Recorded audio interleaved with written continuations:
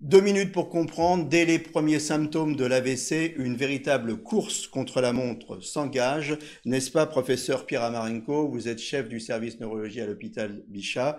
Il n'y a pas de temps à perdre. Et il n'y a pas de temps à perdre. Il faut appeler le 15 tout de suite et il faut aller le plus vite possible dans une unité d'AVC. On va vous faire un examen d'imagerie cérébrale, en général un scanner ou une IRM cérébrale, pour voir quelle est la lésion. Et ensuite, on va vous donner le traitement approprié. Alors, lorsque c'est un caillot qui a bouché une artère, c'est dans 80% des cas le cas, on vous passera un traitement qu'on appelle thrombolytique. C'est une sorte de test-up qui débouche l'évier.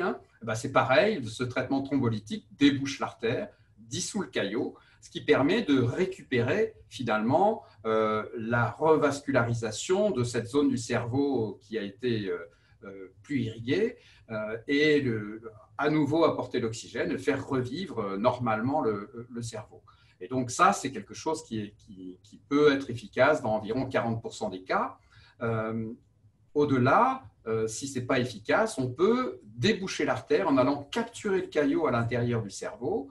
Et en capturant le caillot, on le retire par l'intérieur des artères. Ça permet également de recanaliser l'artère et ça permet de guérir environ dans 50% des cas des patients qui ont cette technique qu'on appelle la thrombectomie. Plus le cerveau est irrigué à nouveau rapidement, et plus on a de chances de récupérer.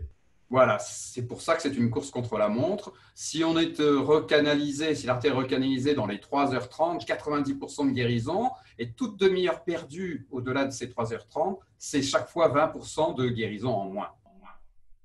Voilà, donc une véritable course contre la montre, on ne le dira jamais assez. Dès les premiers symptômes, on ne réfléchit pas, on appelle le 15 et on fonce.